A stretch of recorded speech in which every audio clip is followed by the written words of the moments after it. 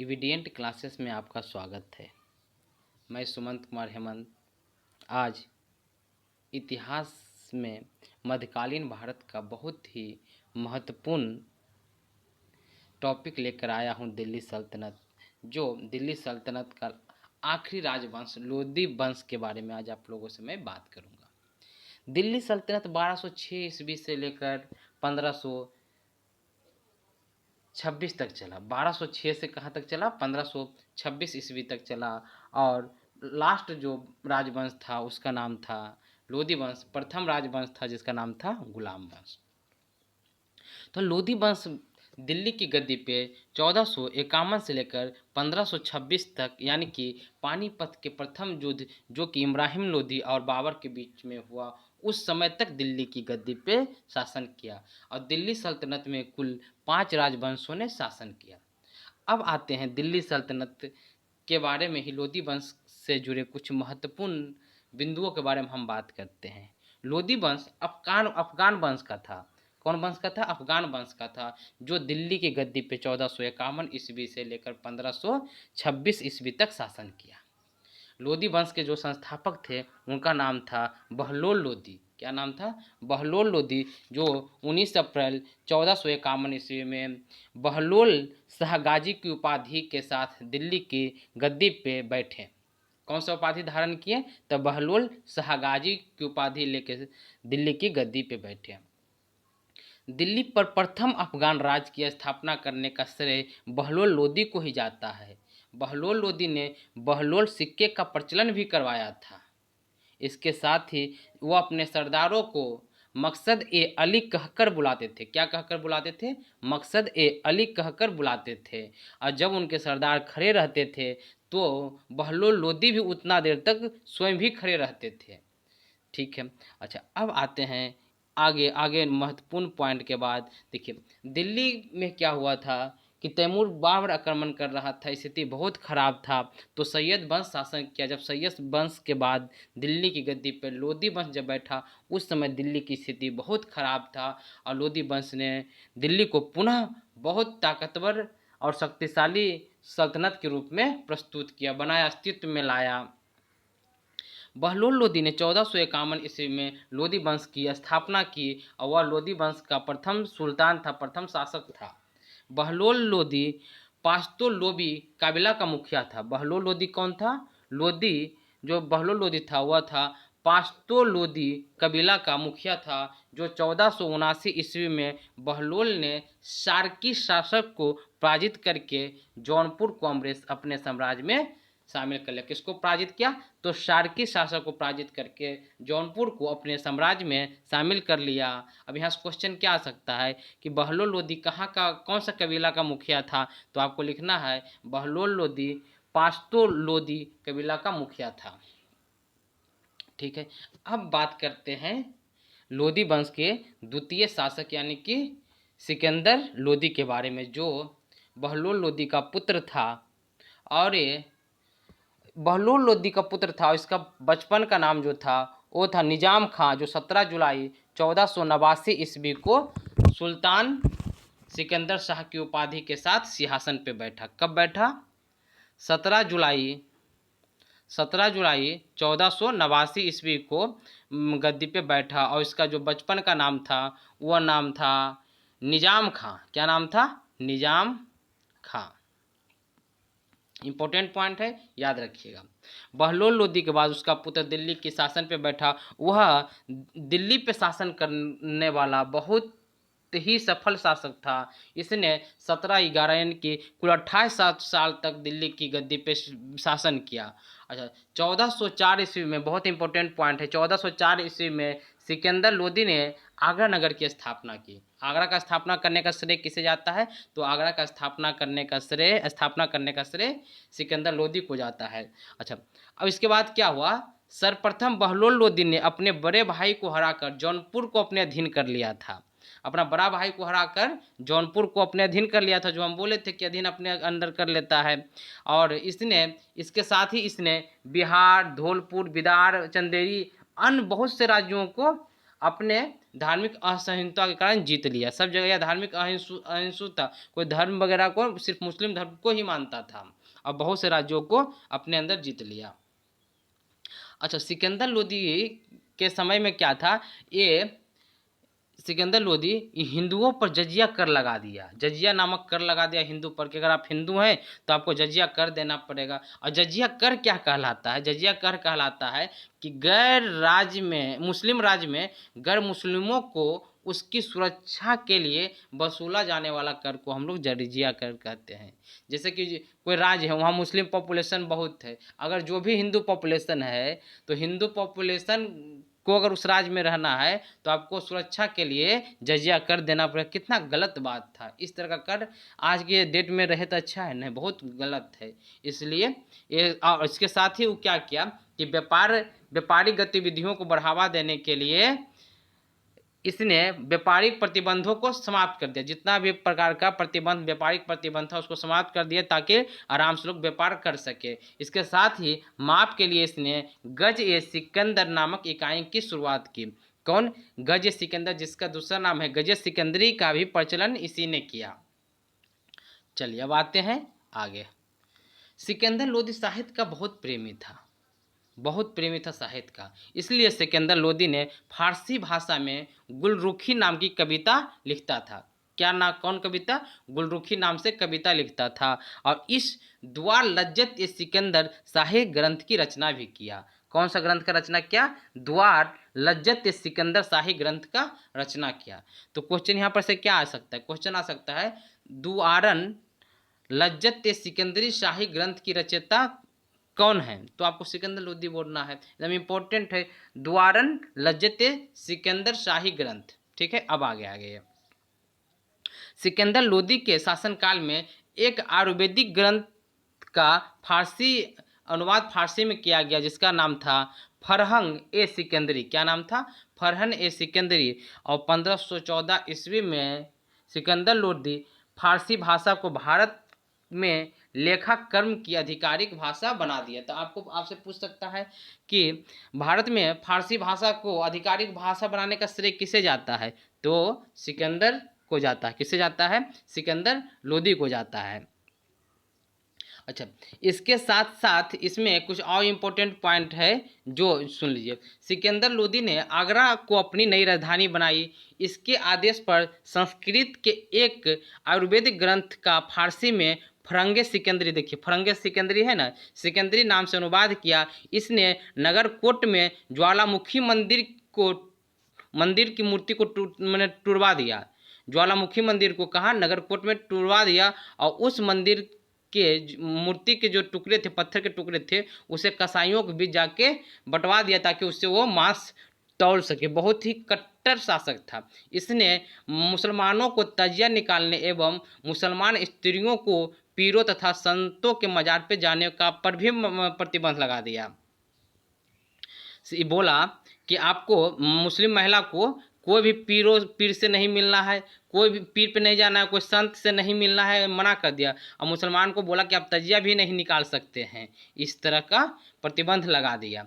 और गले की बीमारी के कारण सिकंदर लोदी का मृत्यु 1517 ईस्वी में हो गया। कब ये मरा? 1517 ईस्वी में मर गया सिकंदर लोदी।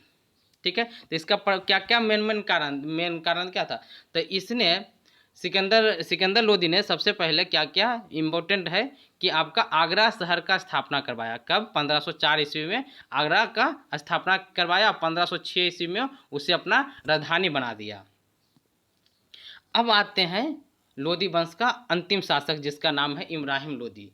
सिकंदर लोदी के मृत्यु के बाद उसका बेटा इब्राहिम लोदी दिल्ली के गद्दी पे बैठा, और वह लोदी वंश के साथ साथ ही दिल्ली सल्तनत का आखिरी शासक था। इस दौरान मेवाड़ के शासक राणा सांगा ने अपने साम्राज्य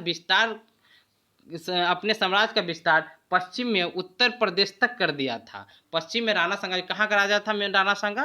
तो राणा सांगा जो था मेवाड़ का शासक था, और वो अपना साम्राज्य का विस्तार पश्चिम में उत्तर प्रदेश तक कर दिया था।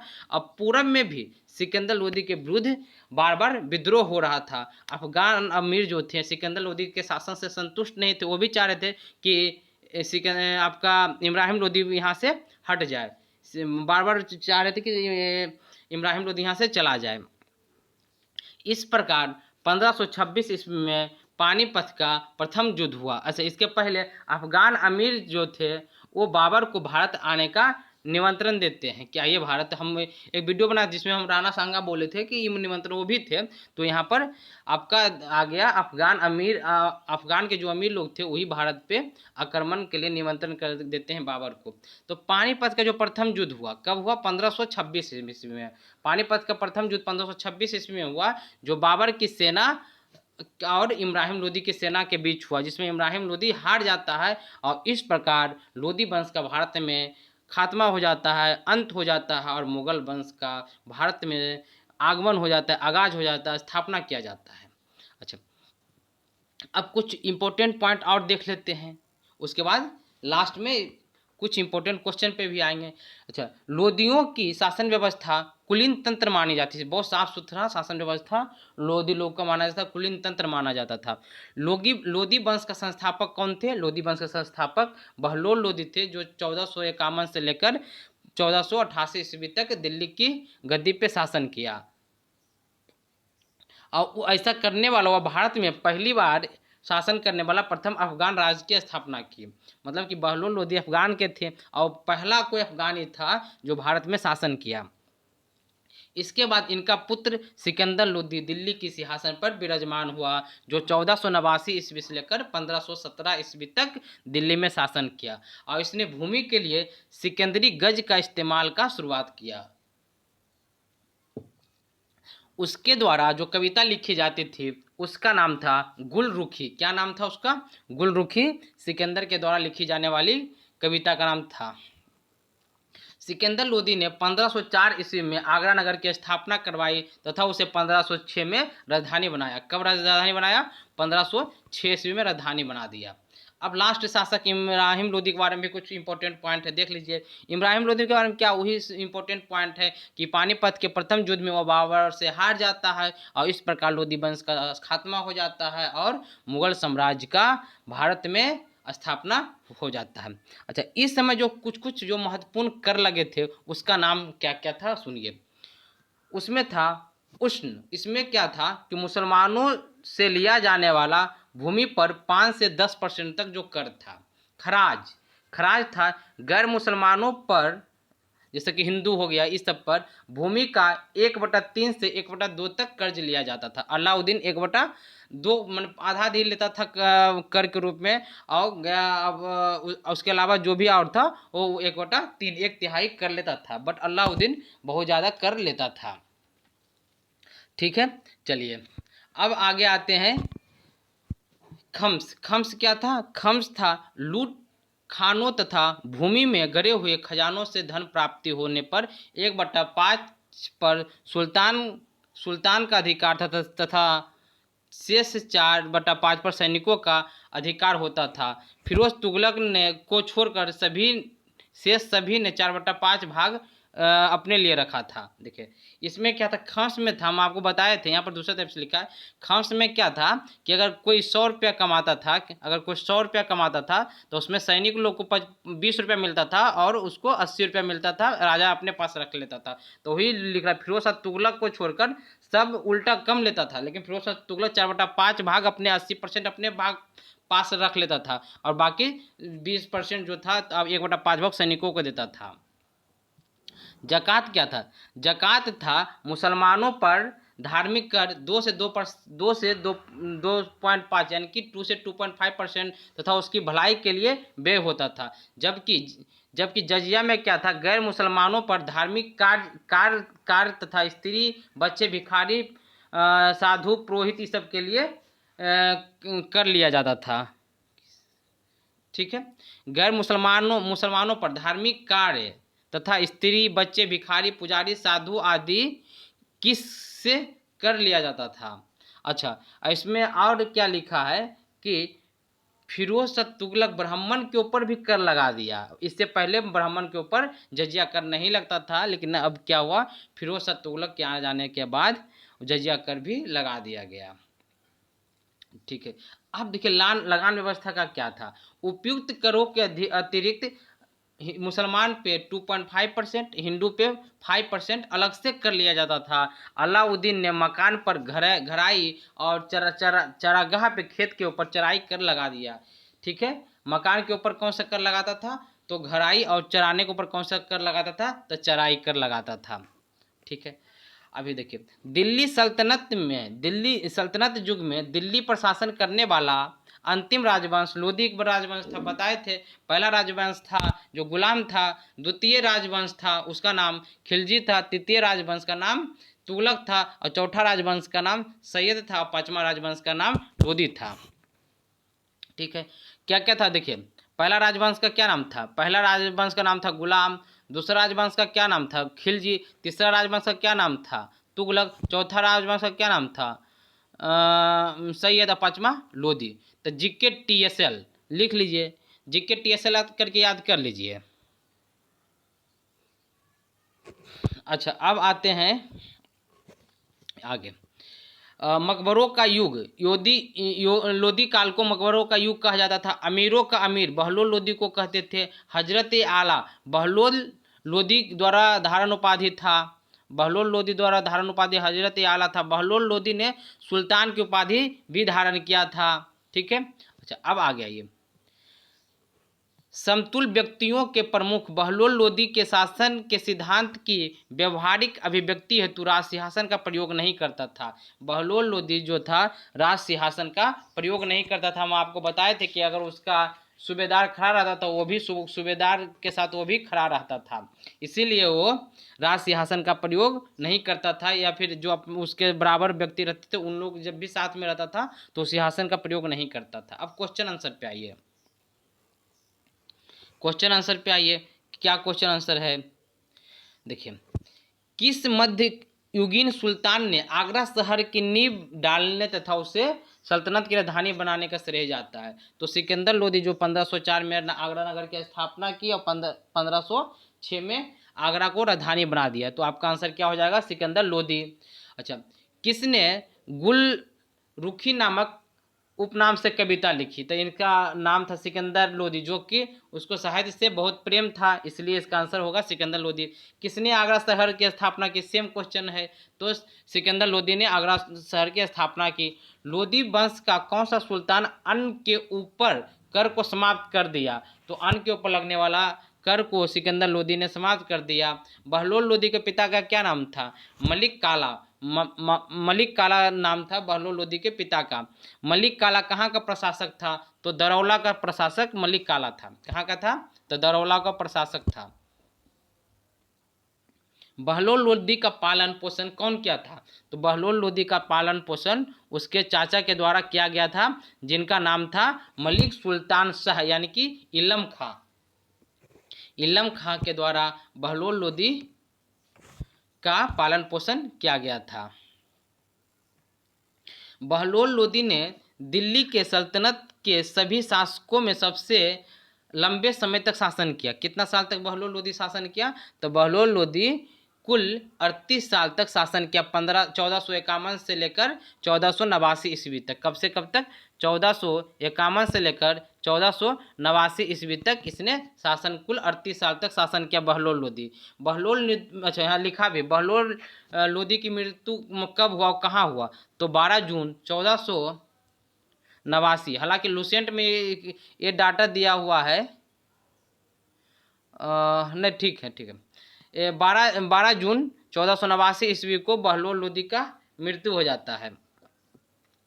पर्सी ब्राउन ने लोदी काल को मकबरों का युग कहा है। तो मकबरों का युग किसने कहा है लोदी वंश को?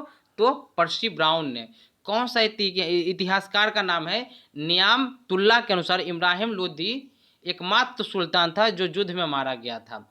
यही पानीपत का प्रथम युद्ध यानी कि बाबर के साथ जो हुआ था उसमें इब्राहिम लोदी मारा गया था, एकमात्र सुल्तान था।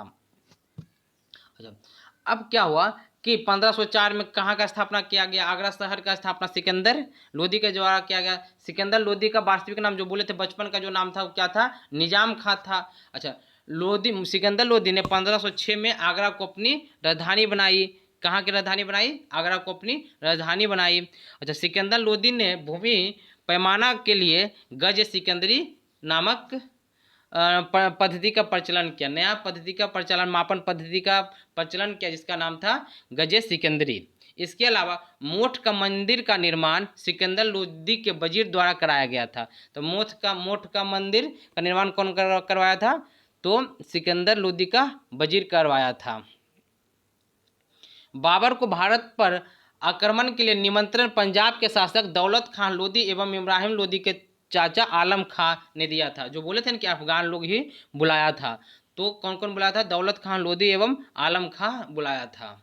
ये सब इम्पोर्टेंट है। अच्छा, नेक्स्ट वीडियो में लाएंगे जो अभी तक जितना भी दिल्ली सल्तनत का क्वेश्चन है, करीब करीब लुसेंट का ऑब्जेक्टिव है, जितना भी रहेगा सब करवा देंगे। करीब करीब 200 के आसपास है, 192 के आसपास है। तो उसका 2 पार्ट लेके आएंगे, 2 या 3 पार्ट में उसको कवर करेंगे, और जितना ऑब्जेक्टिव है टोटल ऑब्जेक्टिव आपको लोग को करवा देंगे, जो आने वाले मैक्सिमम एग्जाम में आपको बेनिफिट देगा।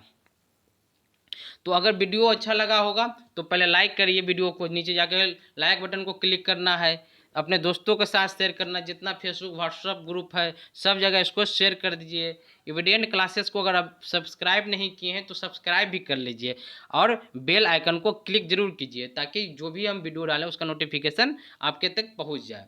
अच्छा, अगर आप फेसबुक पे हैं तो फेसबुक पे इविडेंट क्लासेस सर्च कीजिए और उसमें अपना रिक्वेस्ट भेज दीजिए, ताकि जो भी लिंक वगैरह जो भी अपडेट हो, उसके अलावा बहुत सा क्वेश्चन वहाँ आप लोग को मिल जाएगा ईजी वे में। तो थैंक यू, अपना ख्याल रखिए, धन्यवाद।